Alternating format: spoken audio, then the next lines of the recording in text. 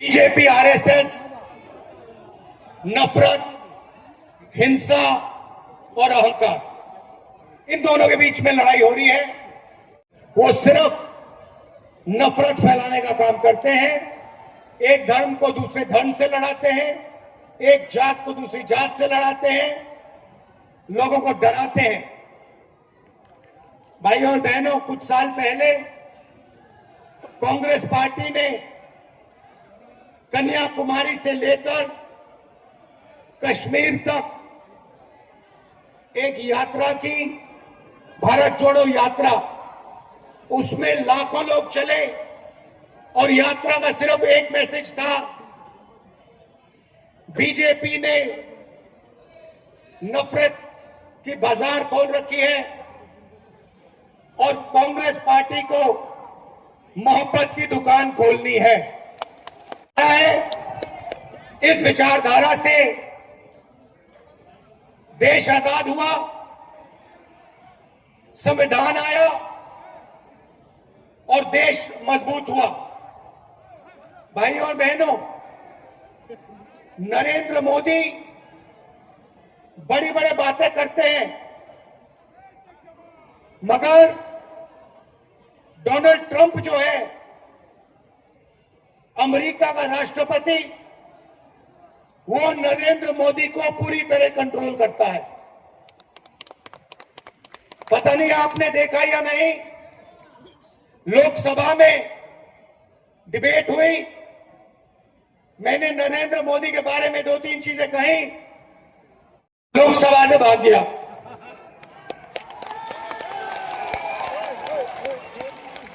उसने US India deal की।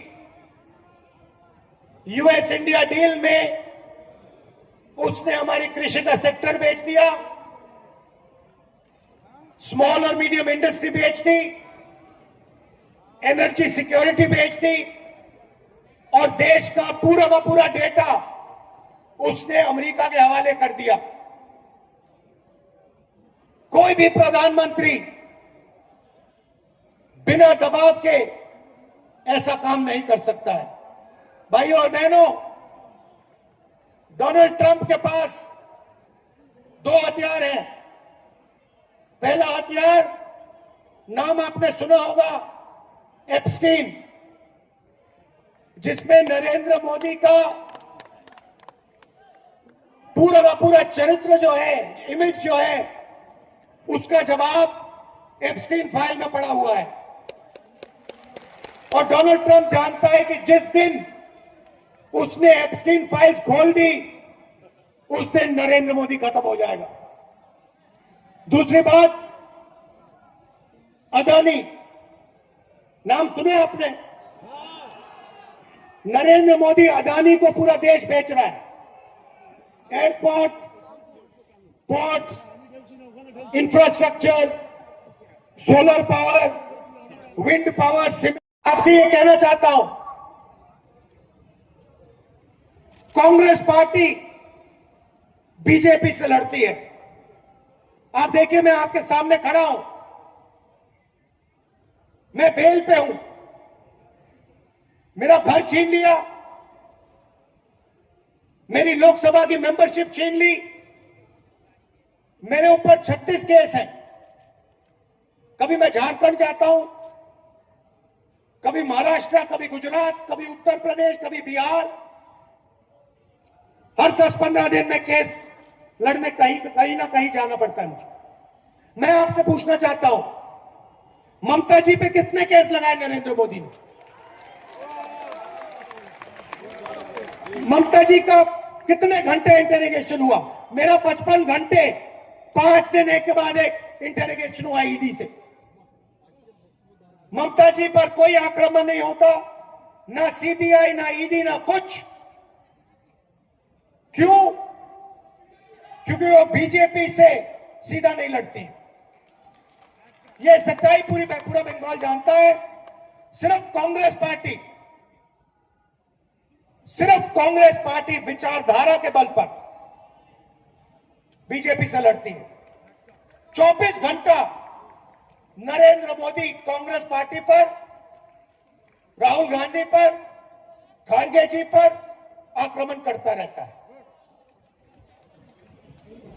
बंगाल के चुनाव के वक्त नरेंद्र मोदी आकर ममता जी पर आक्रमण करता है, मगर आप देखना बंगाल का चुनाव खत्म होगा, नरेंद्र मोदी ममता जी के बारे में कुछ नहीं कहेगा। और जो हिंसा नरेंद्र मोदी जी बाकी हिंदुस्तान में करते हैं, वैसी ही हिंसा टीएमसी के गुंडे कांग्रेस पार्टी के लोगों के खिलाफ करते हैं, हमारे लोगों को मारते हैं। ममता जी ने बंगाल से वायदा किया था कि 5 लाख लोगों को वो रोजगार देंगी। 2021 में यह वायदा किया था ममता जी ने। आपको क्या रोजगार दिया?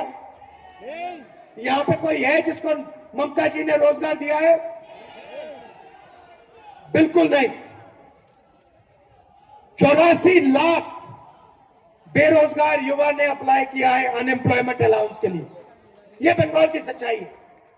आप पहले देश को रास्ता दिखाते थे, आजादी की लड़ाई में आप सबसे आगे थे, अंग्रेजों से लड़ने में आप सबसे आगे थे, इंडस्ट्रियल सेंटर माना जाता था बंगाल, वो सब खत्म हो गया। और ममता जी ने आपके लिए पिछले सालों में कुछ नहीं किया। महिलाओं के पर अत्याचार की बात करें तो नरेंद्र मोदी की पार्टी करती है, उनके एमएलए, उनके एमपीज महिलाओं पर अत्याचार करते हैं। और यहां पे बंगाल में R G Kar rape and murder case हुआ। जिन्होंने ये काम किया, सरकार ने उनकी रक्षा की और कोई अकाउंटेबिलिटी नहीं है। भाइयों और बहनों, ममता जी बीजेपी के लिए बंगाल में रास्ता खोल रही। ये सच्चाई है। सच्चाई है कि अगर ममता जी ने सही तरीके से काम किया होता, अगर ममता जी ने बंगाल के लिए काम किया होता, भ्रष्टाचार नहीं किया होता, आरजी कार जैसे केस पर एक्शन लिया होता, तो यहां पर कोई बीजेपी का खतरा नहीं होता। सबसे पहले नरेंद्र मोदी जी जनता के लिए कुछ नहीं करते, 2-3 अरबपतियों के लिए काम करते हैं और पूरा का पूरा फायदा या नरेंद्र मोदी को जाता है या फिर बीजेपी के नेताओं को और बीजेपी के संगठन को जाता है। यहां पे भी ममता जी वही कर रही हैं। इंडस्ट्री खत्म कर दी, बेरोजगारी फैला दी। बंगाल में किसी को रोजगार चाहिए तो फिर कोई ना कोई रिश्तेदारी टीएमसी में होनी पड़ेगी, नहीं तो नहीं मिलने वाला।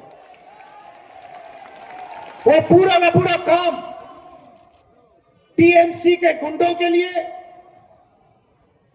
टीएमसी के लोगों के लिए करती है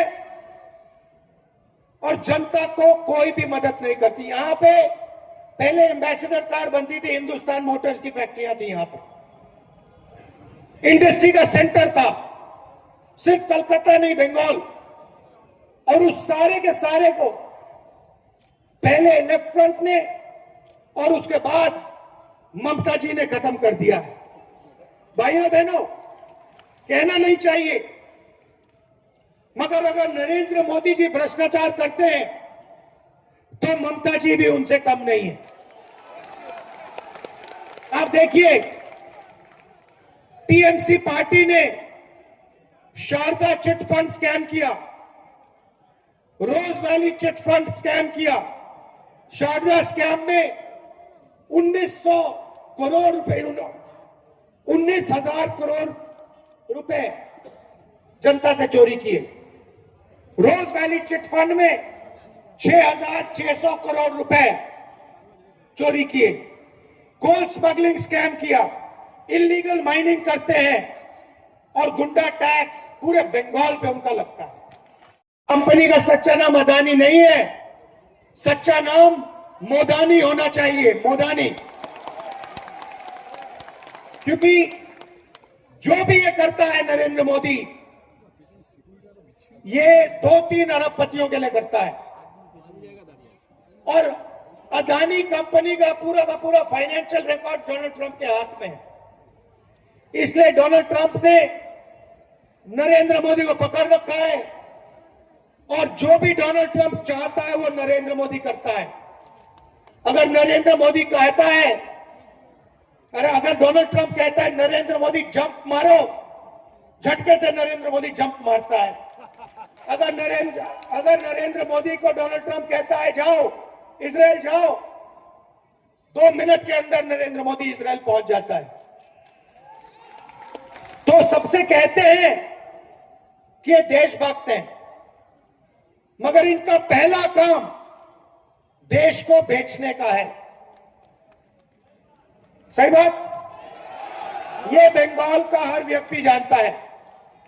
और पिछले 10-12 साल इनकी सरकार ने गरीबों के लिए कुछ नहीं किया। जो भी ये करते हैं अरबपतियों के लिए करते हैं, अदानी अंबानी जैसे लोगों के लिए करते हैं। ये पहले इंडस्ट्रियल एरिया हुआ करता था, यहां पे जूट मिल्स हुआ करते थे, यहां पे इंडस्ट्री हुआ करती थी। कौन लाया था? कांग्रेस पार्टी लाई थी। और आज की सच्चाई चाहे ममता जी हो चाहे नरेंद्र मोदी जी हो, इनको रोजगार से कुछ लेना देना नहीं, इनको इंडस्ट्री से कुछ लेना देना नहीं। ये सिर्फ सत्ता चाहते हैं, जनता के लिए काम नहीं करते हैं। नरेंद्र मोदी जी ने नोटबंदी की, गलत जीएसटी लागू कर दी और देश में जो भी छोटी छोटी कंपनियां थी, कारखाने थे, इंडस्ट्री थी, उन सारों को जानबूझ के नरेंद्र मोदी ने खत्म कर दिया, मार दिया।